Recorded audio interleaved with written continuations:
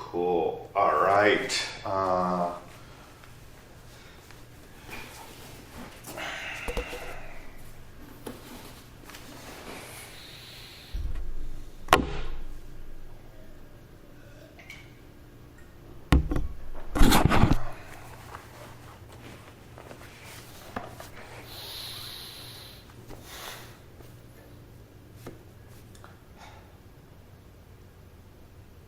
So in 2003, I took a career test because I was lost. I was utterly lost. I had no idea what I was doing with my life.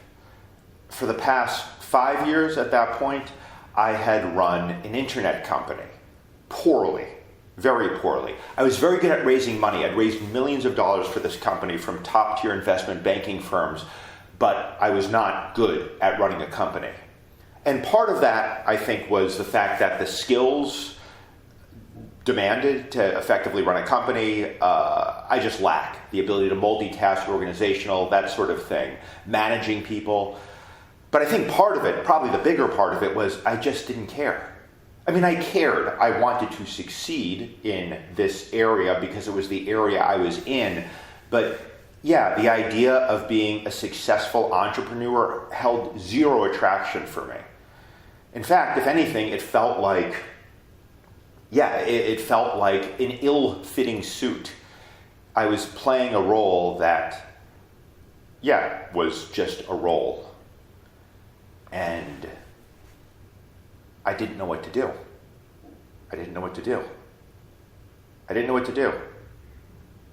Because I've been on this quest trying to figure out what I was supposed to do. Really for my whole life, from a very early age, there was a sense that I had some sort of special purpose. I'm sure everyone else on this Zoom can relate to this. But I wasn't sure what it was. I knew it had something to do with capturing, as I'm saying this sounds odd, but even at an early age, there was a sense of needing to capture my experience and share that with the world. Because my experience felt important. Just the intensity of it. The wonder of existence and the terror of existence. Yeah, even at a very early age, there was a sense that there was something, and maybe this is arrogance, maybe this is presumptuous, or was presumptuous on my part, but a sense that this needed to be shared. And not just for me, that there was value in sharing this, but I didn't know what form that would take. I remember when I was 10, and at this point I prided myself as a extremely skilled short story writer. And my 7-year-old brother disagreed with my contention that I was the best 10-year-old writer in the world, so I punched him repeatedly in the shoulder. I didn't really hurt him. But I guess it was a threat to my 10-year-old ego. I was incensed. And then later, age 15, I realized what the answer was. The answer was music, to be a great pianist.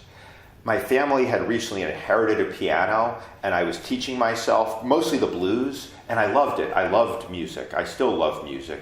But a big part of it was also that, this was going to be the answer. And not just the answer of how I should create and share my experience, but also the answer to a more pressing problem, which was how was I going to meet girls. I was 15, given my hideous deformity. I was afflicted with what I now know is called body dysmorphic disorder. I was convinced I was hideous, a monster. A literal monster, not just ugly, but my lips were just gigantic, distended, gross. And as a result, I knew that no one could love me, that even my own parents at some level couldn't quite love me, or they could love me, but in a way that was so shot through with pathos, with an appreciation of the tragedy of my existence. This was a tragedy, and there was nothing that could be done. I mean, this was the late 80s. Like, plastic surgery was the province of burn victims and celebrities. That was not on the table. This was the way I was going to go through life, as this hideous, grotesque monster.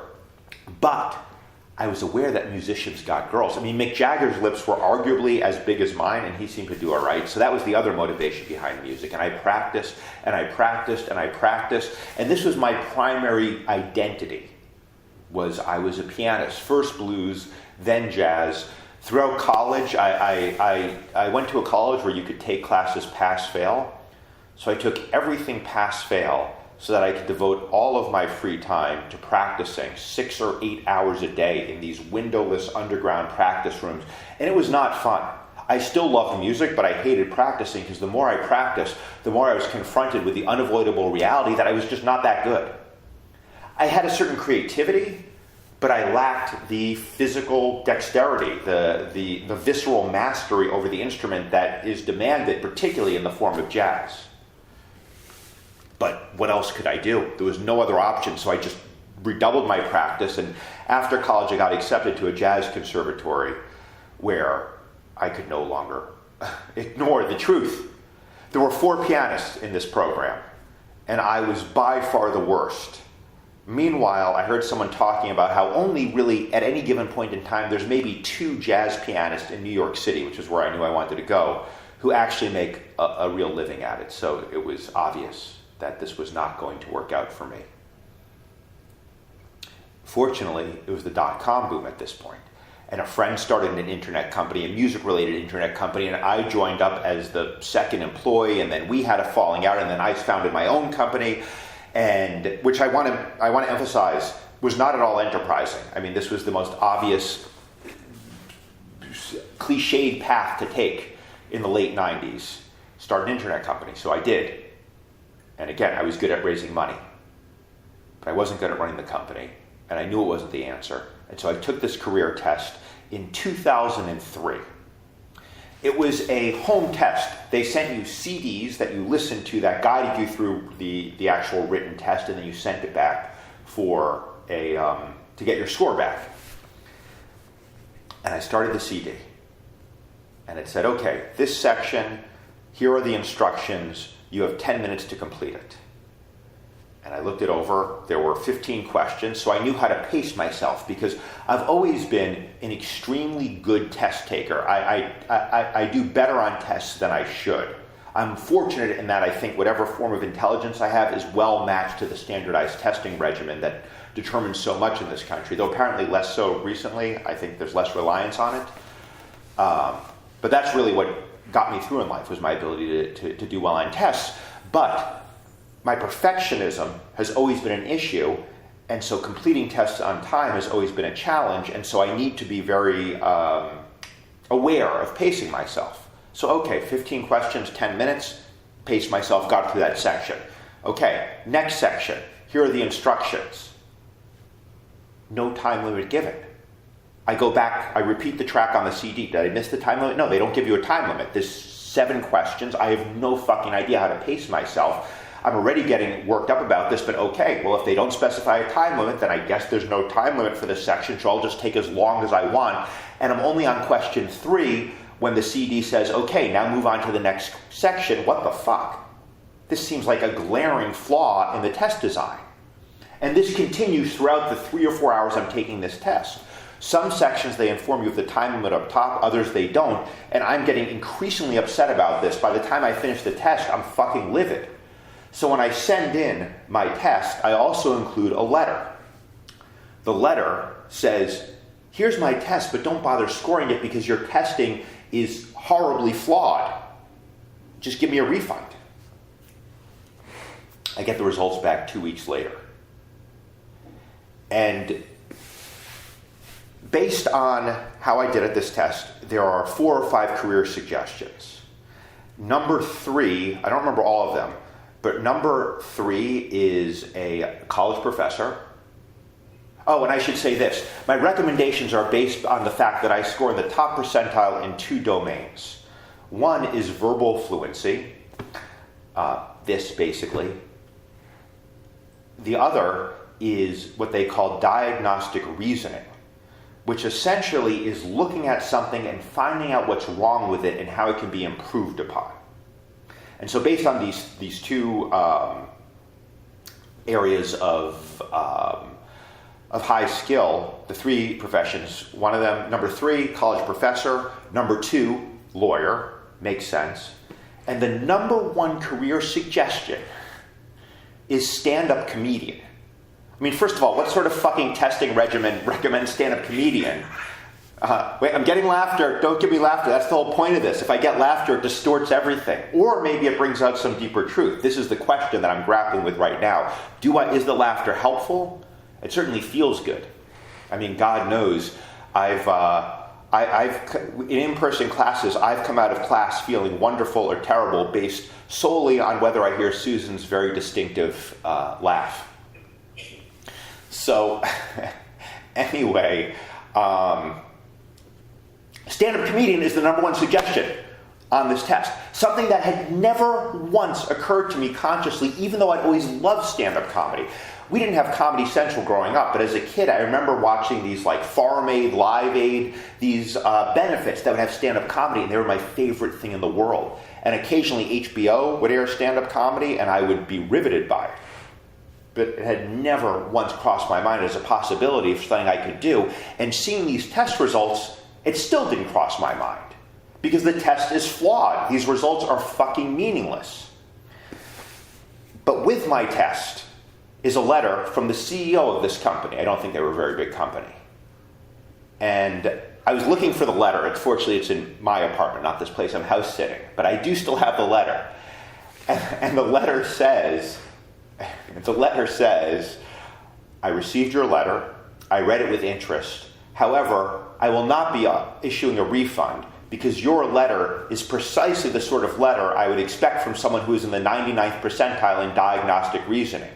Your letter, in fact, validates. Far from undercutting our test, your letter effectively validates it. Fuck that. The test is flawed. And by the way, I still maintain the test is flawed. I don't understand how giving a time limit for certain questions and not giving them from other questions can be anything other than an oversight. Though as I'm saying this, I'm like, well, they did probably put a lot of time into this test. That seems like a fairly obvious oversight. Maybe there is some logic behind it. But if there is, the CEO didn't defend it. He just pointed at my letter as the very reason he would not be issuing a refund. But yeah, the thought that I should do stand-up after this literally did not once cross my mind. There wasn't even a niggle. There wasn't even like, stand-up. Maybe that's something worth considering, or maybe I should go to a live show, or no, it did not enter consciousness. I don't even think it entered unconsciousness. But the quest, the torment really, because this was the biggest torment in my life once I realized I wasn't ugly. That happened at age 18, and that was a pretty simple solution. Basically, I got to college and I started, chicks dug me. Not all of them, but enough women were interested in me that I accepted the fact that I wasn't actually ugly. But once that problem was resolved, this problem, what am I doing with my life? What is my special purpose? How am I going to share my experience? That became paramount, and so I continued searching while also growing increasingly disillusioned of the possibility of ever finding an answer. And so the next year, I decided to go to grad school for psychology. And I applied and I got in, but it's a 5-year commitment, and so no, I'm not doing that. And then the year after that, feeling very, very desperate, very, very hopeless, I accepted the grim reality that I was a successful business person. And so I applied for business to business school, and I got accepted, and I went to this accepted students event at Wharton, University of Pennsylvania Business School.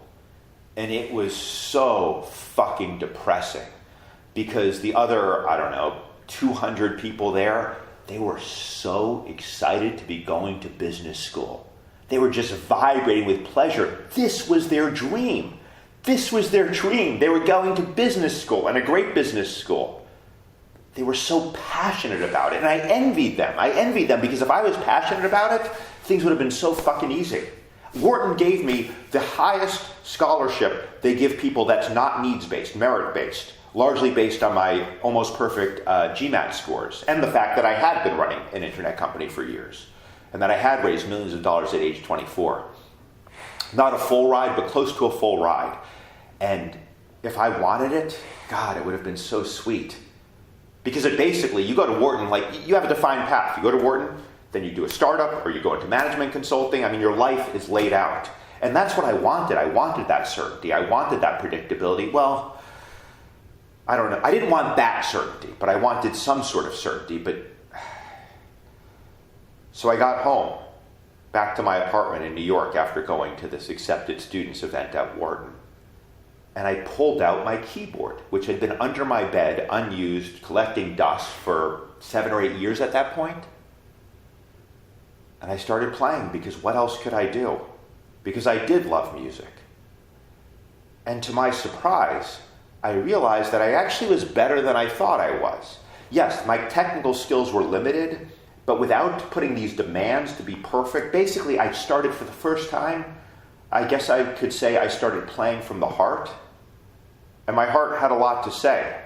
My body didn't have a lot of technical facility, but a lot of my favorite music outside of jazz is not about technical facility. So okay, I had it right 10 years ago. Music was the answer. And music is the answer. And I started playing more and more, and I started looking for people to play with, but I couldn't really find anyone. And I was starting to get discouraged about that. And then my friend Sarah brought me to a stand-up comedy show. The first stand-up comedy show I'd ever seen live. And looking back, this show just encapsulates so much of what stand-up comedy, the reality of stand-up comedy. The show was at the Parkside Lounge in the Lower East Side. There were 6 comedians who performed and 7 audience members in attendance, including me and Sarah. And the comics were actually fucking great. There was Dimitri Martin, who soon after became a correspondent for The Daily Show and then briefly had his own show on Comedy Central. There was Joe DeVito, who hasn't attained that level of fame, but is an excellent stand-up. Everyone on that show was actually, seeing them later once I got into it, were all very accomplished stand-ups. Yet they were performing for 7 people. And my reaction, the other thing this captures, is my reaction watching them was not, these guys are great, but was, I could do better than them. Which I think speaks to the fact that good stand-up, it has to seem somewhat effortless.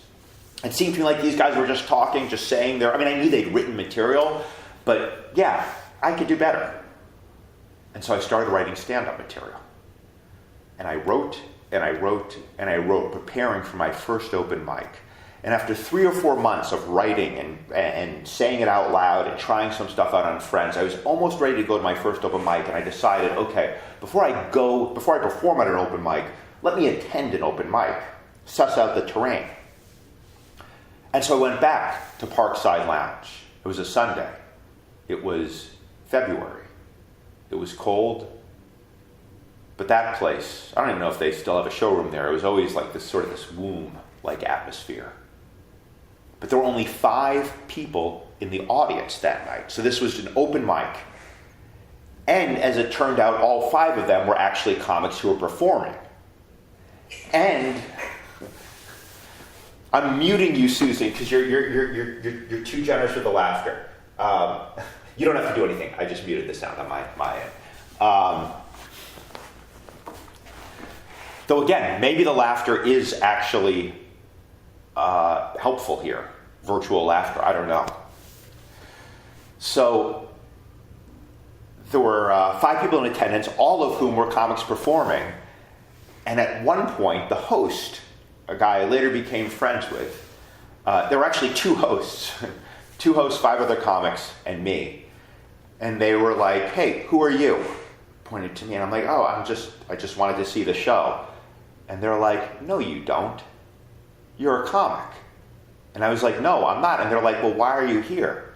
You're a comic, aren't you? And I'm like, no, I've never done it. And they're like, well, do you want to do it? And I was like, well, yeah, I've been thinking about doing it, maybe. And they were like, well, get the fuck up here. And I was like, no, I'm not. And they're like, get up here. And they basically, not bodily, but essentially social pressure, dragged me on stage. And if what happened next had gone a little bit differently, my life might be very different. I might not be doing this right now. But what happened was, well, thinking about it now, I would call it an act of love. Because I fucking killed. Not killed, it was 5 comics in the audience, but they were so generous with their laughter. Which isn't to say that it wasn't also deserved.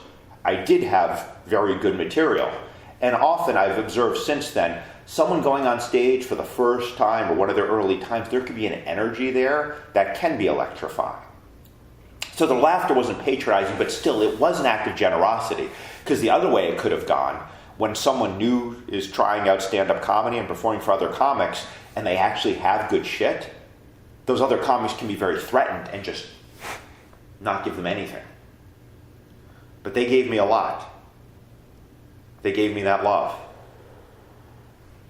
And I'm just slightly paranoid that I'm muting. Have I lost the sound? You can all still hear me, right? Yeah, you're good. Okay, cool. Cool. I am going to unmute just in case Carl has to cut me off at some point, so I can hear that. So I am unmuted now. All right. Let me make sure I'm unmuted. Yep, cool. All right. Yeah. It was quite beautiful. That choice, because it is a choice that they made, to just be generous. To give me what I deserve, but maybe a little bit more than what I deserved. And after the show, they were all like, man, you have some great shit there. This is really your first time? Yeah, it's my first time. Wow. You're going to be really good at this. It was so sweet. And so I did another open mic, a bigger open mic with more people a week later, and that went really well. And then I did another one, and it went not quite as well, but also well, and yes, this is it. Thank fucking God. This was now 2007. I'm 33 years old, and improbably, I have finally found the answer. This is it. Clearly, this is it. And in hindsight, it seems so obvious. Yeah, I may not have a lot of physical facility with a keyboard, but words have always been, well, my language. A very natural language, one that I clearly do have a lot of facility with.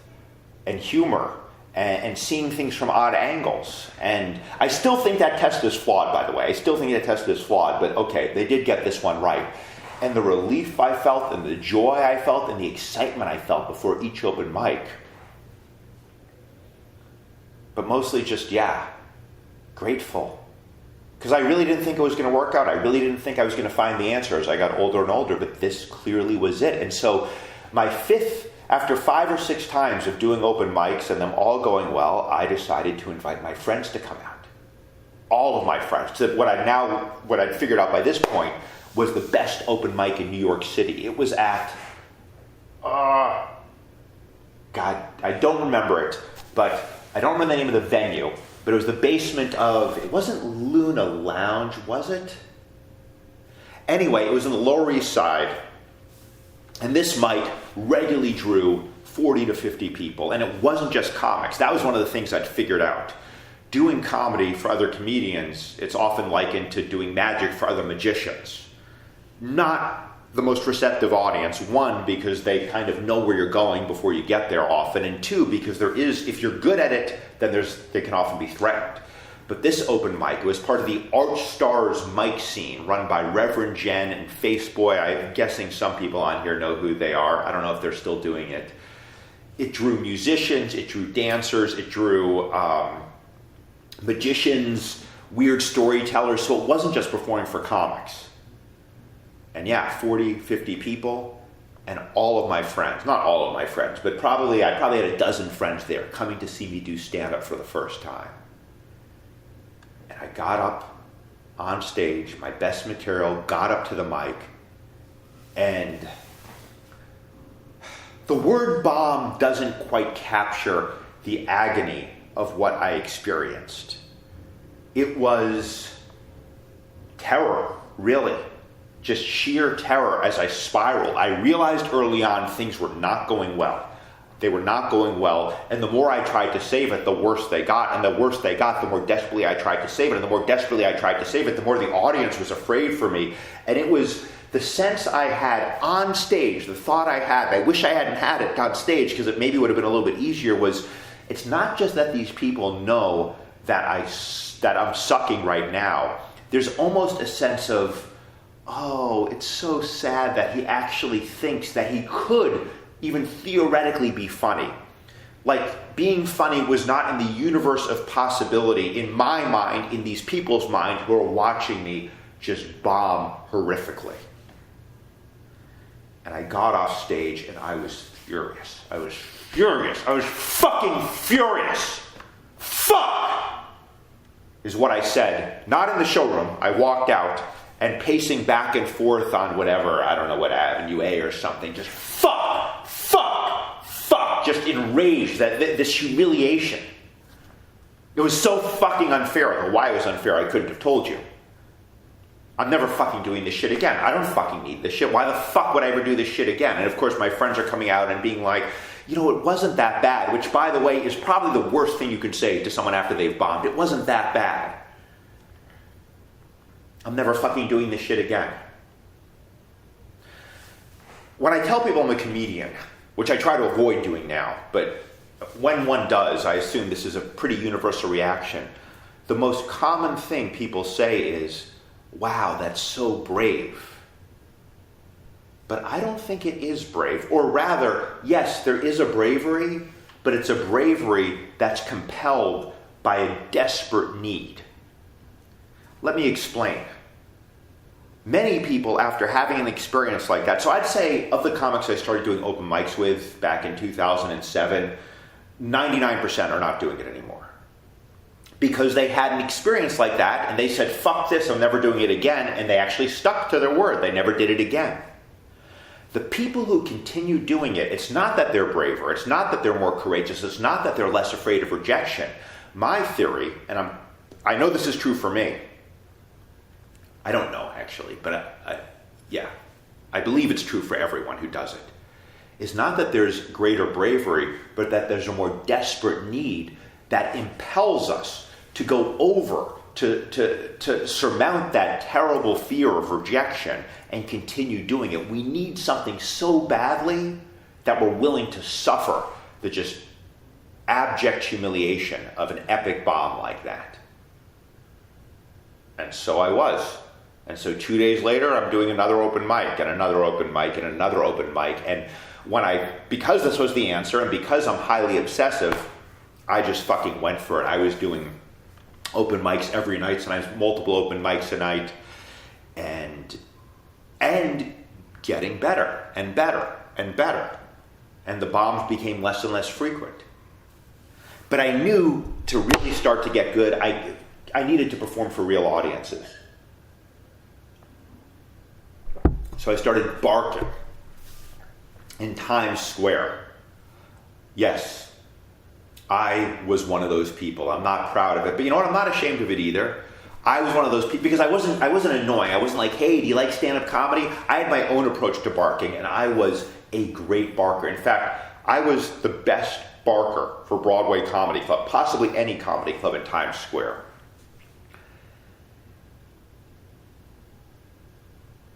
But it was also exhausting.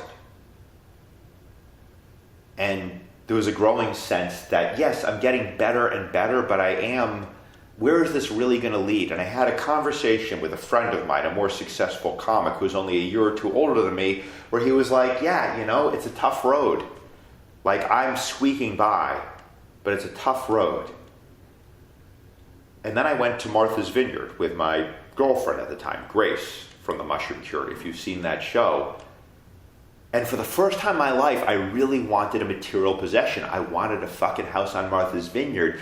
And I kind of did the math. I didn't even have to do the math. It was just like, okay, I'm all right working a day job I don't like and doing a ton of open mics or barking now, at age, whatever, I was 34 at that point. But what if I'm in the same position when I'm 50? What if I'm in the same position when I'm 60? You know what? You just found this too late, and I'm just not... No, I'm not willing to deal with that uncertainty. And so I quit. And because I had quit, I decided to go to travel, something I hadn't done. So this was actually several years later. I've been doing stand-up for 3 years at this point, and I'm like, all right, I'm done with it, and I'm going to travel. I hadn't traveled. By travel, I mean, well, in this case, I wound up going to India and Thailand. I had Improbably, the internet company that I had run so poorly for so many years, that was no longer my day job. It didn't make enough money to pay me a salary, but I was keeping it going, and I sold it. Not for a lot of money, but it gave me a little bit of money, and then my actual day job was sales, and I was doing very well at that, so I had some money. The OCD had gotten a lot better at this point. Stand-up comedy, since I wasn't doing it, because the thing about stand-up is all stand-ups are pretty obsessive about performing all the time, because with music, I could practice music alone in my room and get better at it. Not good enough, but better. But with stand-up, the audience is the instrument. You can't practice without a live audience. So you really have to do it constantly. So the idea of taking several months off and traveling was just not on the table, but since I'm done with stand-up, I am going to travel, and I did travel, and I decided to go to this island in Thailand as part of my travels. And I arrived, heavy surf. The boat was pitching and heaving in the surf, and the boat skidded up onto this beach where there was this, a cluster, more than a cluster, a bunch of huts, a little restaurant, all frequented by Westerners, vacationers, travelers, seekers, some of them called themselves. It was actually a big sort of yoga center there. And I noticed two things immediately as the boat skidded up onto this beach. First of all, there were a large number of very attractive women sitting at this cafe looking at me and the other people soaked in this boat. Second of all, there was a chalkboard on which was written stand-up comedy, not stand-up comedy, open mic tonight. And so I started performing there again. And I found a freedom I'd never found in the comedy clubs of New York. I was more myself, and the reaction was, well, exactly what I hoped for. I was performing for a very smart, literate group of Westerners with a lot of unconventional ideas. It was my ideal audience, and there were a lot of very attractive women in the audience, and that led to various liaisons. And so I'm back in the game. And when I got back to New York, I started doing comedy again. Not barking. I couldn't bark anymore. I was exhausted. Plus, my throat was shot from screaming at the top of my lungs in Times Square through 3 brutally cold winters. But they gave me spots at the same club I used to bark for. Not a lot, but, once or twice a week. And then one day, I sent in my avails, basically saying, hey, here's the nights I'm available to perform at this club. And I got an email back saying, hey, we really just don't have room for you anymore for you at this club. Appreciate all the service you did barking, but we need to make room for new people who are coming up. We'll do our best to give you spots every once in a while, but you can't count on getting regular spots here anymore.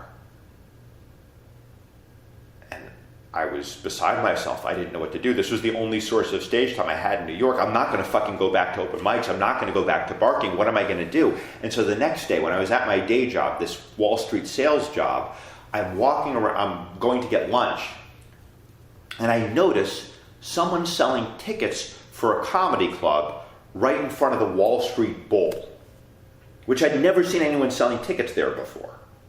And if this had happened a few days earlier, I would have walked past feeling disdainful and superior, because I still have those reactions to barkers myself. But because I had just found out that my sole source of stage time was cut off, I actually walked up to this guy and said, hey, what club are you selling tickets for? And he said, it's Stand Up New York. But actually, I'm about to open my own club in this neighborhood in Tribeca in about 2 weeks. And we started talking, And he said, do you want to run a night there for me? Meaning, do you want to have a night where you book comics and you perform yourself? And I said, yes. When I struggle with questions of faith, of God, of some sort of higher power, coincidence can be a comfort to me. And I think of that coincidence as one of the most remarkable of my life. I mean, it was literally the next day after I'd found out I was cut off from my normal source of stage time that I saw this guy barking. If it had happened a day earlier, I wouldn't have talked to him. And I did start performing at that club and booking a night. And then that guy wound up going to jail. And then I wound up taking over the club and having a steady source of stage time, which has persisted now for 9 years. But periodically,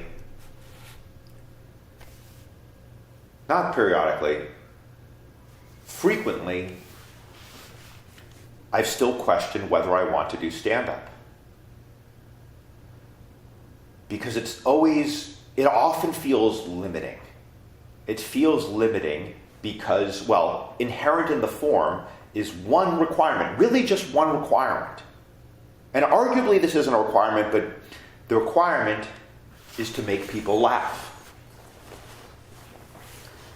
And in order to fulfill that requirement,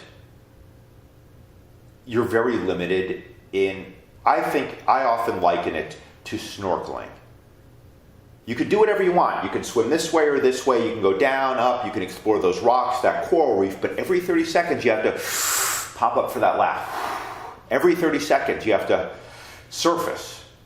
Check in, basically, with the audience. Give them something. Make sure they're still good. And I want to scuba dive.